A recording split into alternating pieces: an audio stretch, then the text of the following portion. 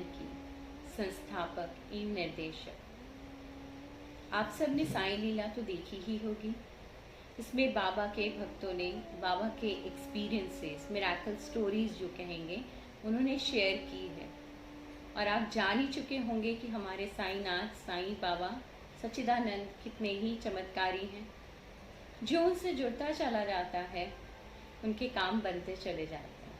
देखिए, अब आप ये कहेंगे कि साईं बाबा से जुड़ गए तो मतलब सारे काम बन गए। तो पर एक मैं आपको बात बताना चाहूँगी, काम तो बनते हैं, पर हमें ये नहीं भूलना चाहिए कि सुख दुख तो जीवन में लगा रहता है। और हम सब, चाहे वो मैं हूँ या आप हों, हमें अपने कर्मों का फल, चाहे आगे का, पिछले का जन्म का या इस जन्म का, हमें भुगतना ही है ना।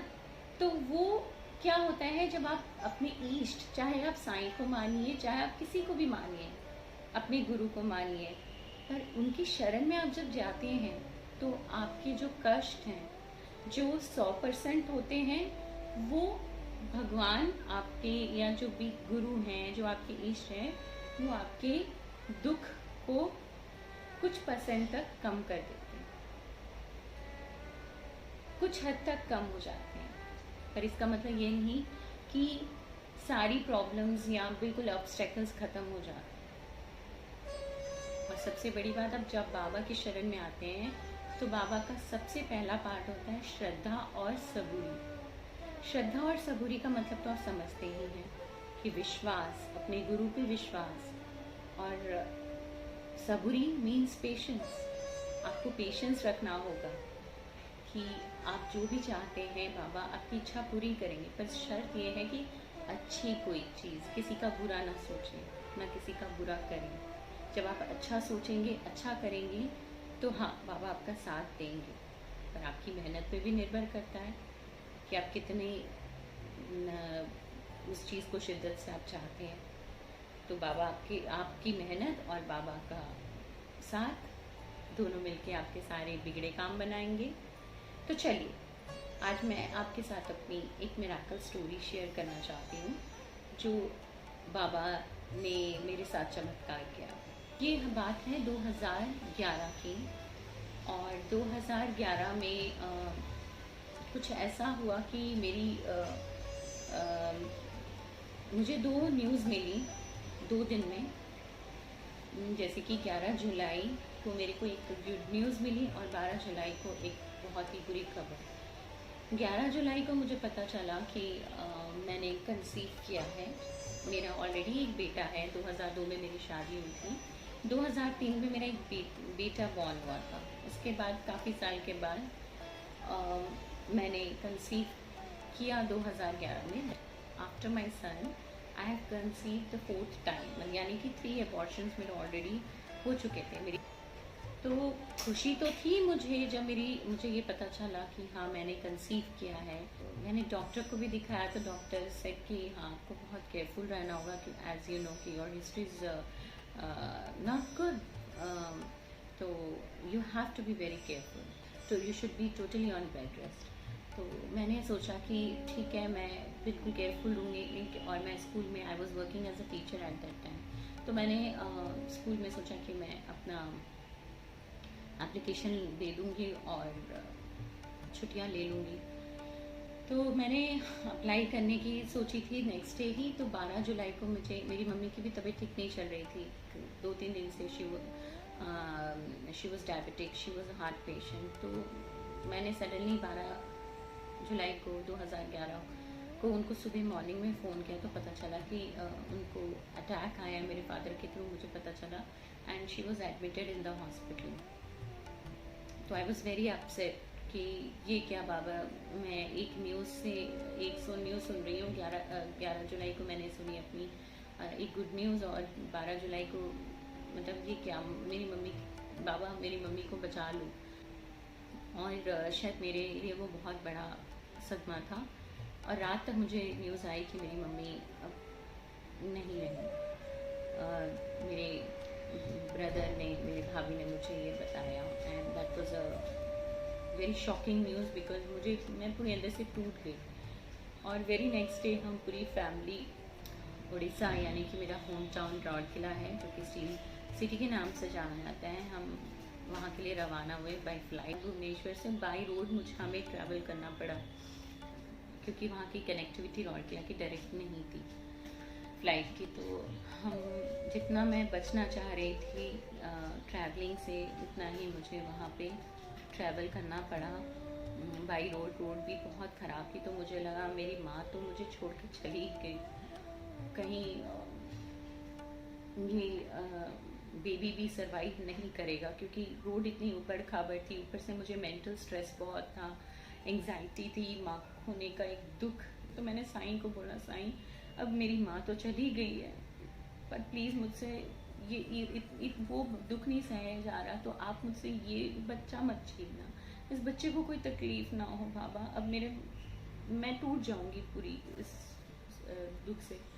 खैर हम वहाँ पहुँचे, मैं काफ़ी ट्रॉमा में थी, बहुत पूरा परिवार हमारा बहुत स्ट्रेस में था और मेरी हालत ख़राब तो रह रही थी। बट मैंने अपनी माँ की अंतिम विदाई के समय उनकी डेड बॉडी के पास बैठ के बोला कि माँ, तुम्हें मेरे पास आना होगा इस बच्चे के रूप में, तुम्हें मेरे पास इस बच्चे के रूप में आना ही होगा। और मुझे पता नहीं उस टाइम ऐसा लगा कि मम्मी मेरी आएगी ज़रूर और ये बच्चा बचेगा। एक अंदर से दिल की आवाज़ थी। और खैर सब कुछ हमने, उनकी क्रिया जो भी थी, हमने रिचुअल्स थे वो करे और वापस we were back to Delhi. माँ याद आती थी हर मिनट हर सेकेंड। खैर मैं उस सदमे को पार की। 3-4 महीने बहुत अच्छे ठीक से बीते, तो मैं थोड़ी सी मैं बेटर फील कर रही थी कि चलो अब थोड़ा जो डिफ़िकल्ट फेज़ था मेरा 3 मंथ्स का वो पार हो गया। तो इसी बीच मैं एक दिन वॉकिंग डिस्टेंस पे बैंक था, वहाँ जा रही थी और बैंक मैं पैदल थी और पीछे से कार ने मुझे बहुत रैश ड्राइविंग करके कोई लड़की आ रही थी। तो मैंने अपने आप को बचाने के लिए मैं साइड में हुई और मेरा पैर ट्विस्ट हुआ और मैं गिर पड़ी। तो मुझे उस टाइम फिर लगा कि मुझे मेरे पैर में दर्द बहुत था, बट मुझे ये लगा उससे ज़्यादा कि मेरे बच्चे को कोई तकलीफ़ ना हो। मैं उसी बीच मैंने जो आसपास के लोग थे उन्होंने बोला कि हम आपकी फैमिली को बुलाते हैं। और लकीली मेरा जहाँ पे ट्रीटमेंट चल रहा था गायनी कि क्लिनिक वहीं पास में था, हॉस्पिटल, मतलब हॉस्पिटल में क्लिनिक था उनका। तो मैंने बोला कि नहीं मैं अब वो टाइम लगेगा, मुझे आप ऑटो कर दीजिए, मैं ऑटो से मैं फटाफट एक बार डॉक्टर के पास जाना चाहती हूँ, आप मुझे बिठा दीजिए। तो एक बहुत ही जेंटल अंकल थे, उन्होंने मेरी बहुत मदद की, उन्होंने मुझे ऑटो में बिठाया और मैं हॉस्पिटल डॉक्टर के पास पहुँची और मुझसे चला भी नहीं जा रहा था लिटरली। और मैंने बोला कि डॉक्टर पहले आप मेरा स्कैन कीजिए, मेरा बेबी ठीक होना चाहिए। एंड उन्होंने स्कैन किया और सब पता चला कि द बेबी वॉज ओके। तो आई वॉज वेरी हैप्पी। तो देन शी आस्क्ड मी कि तुम्हें दर्द नहीं हुआ, तुम्हारे फ्रैक्चर हो चुका है पैर में। वहीं पे मुझे डॉक्टर को भी दिखाया गया, तो मेरे पैर में फ्रैक्चर था। तो मेरे को दर्द ही नहीं महसूस हुई उस बीच, क्योंकि मैं इतनी इनसिक्योर थी बच्चे को लेके, क्योंकि मुझे ऐसा लगता था कि नहीं, अब मैं इसको नहीं खोना चाहती। मुझे खोने का डर हो गया माँ के बाद, इस बच्चे को भी खोने का डर। क्या मुझे प्लास्टर चढ़ा और मुझे बिल्कुल बोला गया कि आप बिल्कुल अब घर से बाहर मत निकलिए। मैंने रेस्ट लिया और इस तरह महीने बीते और इस तरह मेरे कुछ महीने बीते। और 8वें महीने मुझे पता नहीं एक सनक सी हुई कि मुझे शिरडी जाना चाहिए। तो सब ने मुझे बोला कि इतना रिस्क नहीं लेना है, क्योंकि 8वें महीना चल रहा है और तुम बाबा के शिरडी क्यों जाओगे, क्योंकि मैं एवरी ईयर हम पूरा परिवार शिरडी है।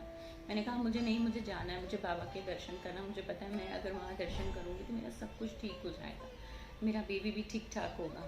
तो नहीं होना होगा तो वो अभी भी नहीं होगा।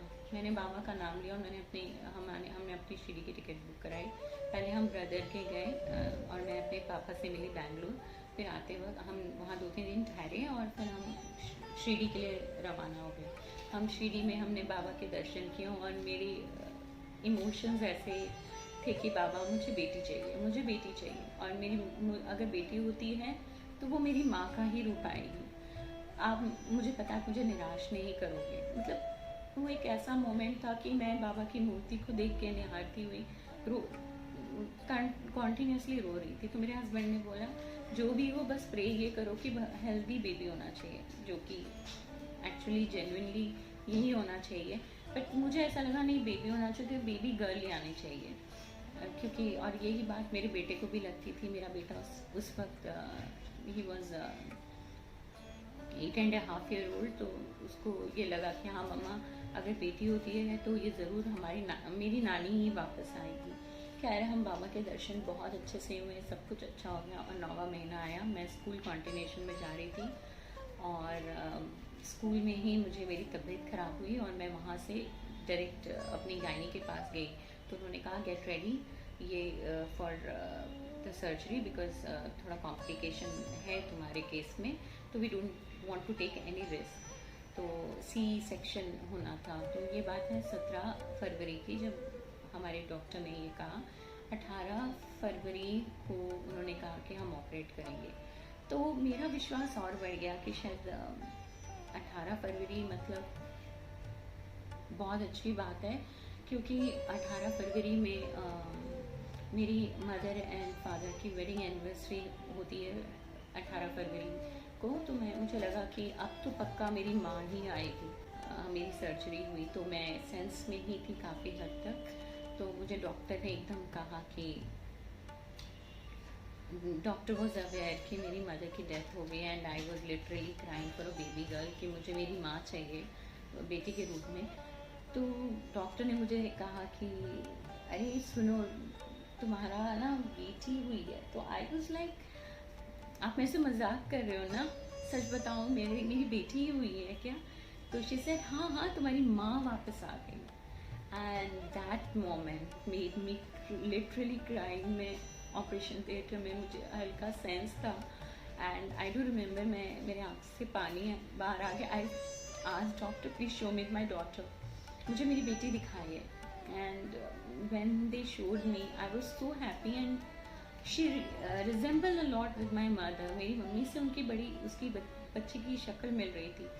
तो मुझे अल्टीमेटली ये लगा कि बाबा ने मेरी सुनी और बेटी के रूप में मेरी माँ थी। अभी आई हैव अ सन, जैसे मैंने आपको बताया, और अब मेरी बेटी है जो कि खुद 8.5 साल की है और उसकी काफ़ी हद तक हरकतें और